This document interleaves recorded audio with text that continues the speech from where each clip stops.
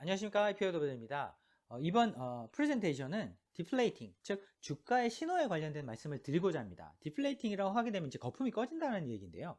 저희가 2022년에 관련된 시장 전망은 EPI 12월 키체인지에서 이미 말씀을 드렸고, 미 재무장관 옐런의 코멘트의 어떤 텍스트, 즉 그 기사들을 통해서 저희가 이미 빅데이터 기준으로 마이닝을 했을 때 미국이 태도를 바꾸게 될 거고, 그렇다고 한다면 유럽도 부진할 거고, 어떤 중국의 우려라든지 인플레이션의 어떤 부분은 지속될 수밖에 없을 것 같다. 따라서 새로운 투자 국면이 시작되고 있다. 그러니까 2022년 그런 국면이니 에셋 클래스별로 어떤 변화가 일어났고 어떤 식으로 대응하면 좋겠다라는 이미 설명을 드렸습니다. 그럼 구체적으로 저희가 들어가서 이제 주가의 어떤 신호에 대해서 짚어볼 텐데요. 이런 주가의 신호는 2020년 연말에 저희가 했던 고민하고 거의 똑같은 고민이라고 저희는 생각을 하고 있습니다.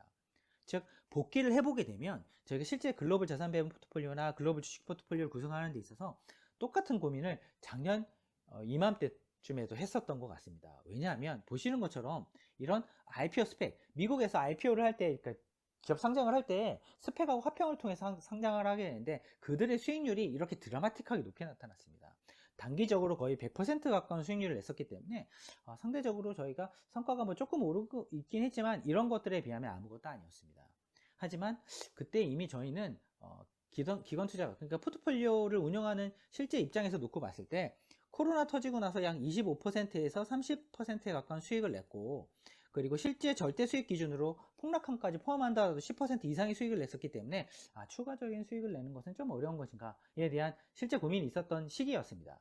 그런데 그때 봤더니 저희가 지금과 비교해 봤을 때 상당히 큰 공통점이 있습니다. 그때는 고평가 에셋 클래스에 관련된 차익 실현에 대한 이야기가 좀 나왔었고요. 그리고 그 경기가 이제 코로나 이후에 이제 회복된다는 이제 희망이 있었기 때문에 이코노믹 사이클이 올라가는 그런 부분이 있었습니다.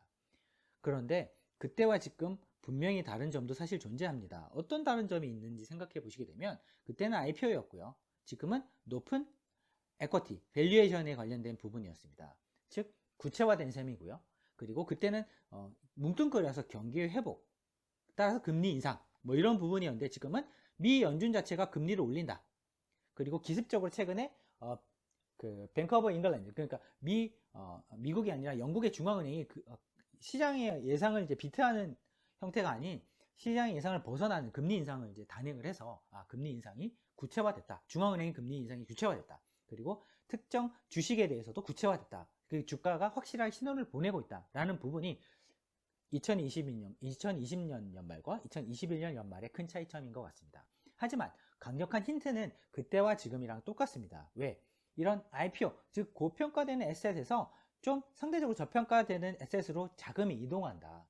그리고 이번에 주가의 신호는 고평가된 주식에서 하이 밸류에이션 주식에서 그리고 로우 밸류에이션 주식으로 이동한다 라는 이제 시그널은 분명히 시장에서 존재하는 것 같습니다. 그러면 그 파고를 한번 보시게 된다고 한다면 약 단기에 90% 올랐던 친구가 70% 손실을 냈었고요. 높은 밸류에이션의 자산들이. 그런데 그 사이 동안에 실질적으로 시장은 약 20% 추가 수익을 냈습니다.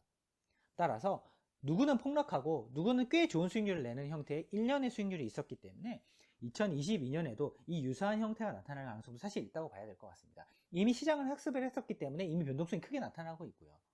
그래서 작년에만큼 막 70% 가까운 손실을 나지는 않겠지만 절반만 난다 하더라도 마이너스 3, 40% 손실이 날 거고 시장은 한 10% 정도의 이익을 낼 가능성도 사실 있어 보입니다. 그렇다고 한다면 로우 밸류에이션 전략을 어떻게 가져가느냐에 따라 부분은 사실은 구체적으로 종목별로나 아니면 지수나 에셋 클래스별로 따져봐야 되겠지만 저희가 키체인지에서 말씀드렸던 부분과 똑같은 궤를 가져가시면 상당히 좋을 것 같고요. 저희가 이런 부분에 있어서 의사결정, 그러니까 이런 부분에 대한 시그널을 구체화하기 위해서 저희가 따로 인플레이션의 어떤 방향과 어떤 금리에 대한 예상이 해당되는 부분은 다른 프레젠테이션을 통해서 또 공유 드리도록 하겠습니다. 결론적으로 봤을 때 이런 주가의 신호는 자금의 이동을 의미하고 자금의 이동을 의미한다는 것은 시장이 20년에서 2021년에 넘어왔던 것이 2021년에서 2022년에 넘어갔던 걸 구체화하는 수순이다. 그런 수순 속에서는 꽤 종목별로나 세부 산업이나 섹터별로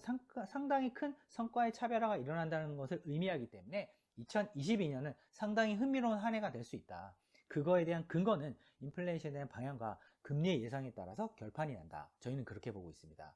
저희가 사실 2021년에 꽤 높은 성과를 또 추가적으로 냈는데요. 2020년에도 사실 좋은 성과를 냈지만 그런 부분에 있어서 저희가 지금 보고 있는 이런 방향 자체가 만약에 바뀌게 된다고 한다면 추후에 설명할 인플레이션의 방향이나 금리의 예상 때문에 그런 부분을 추가적으로 같이 검토해 주시면 좋을 것 같습니다.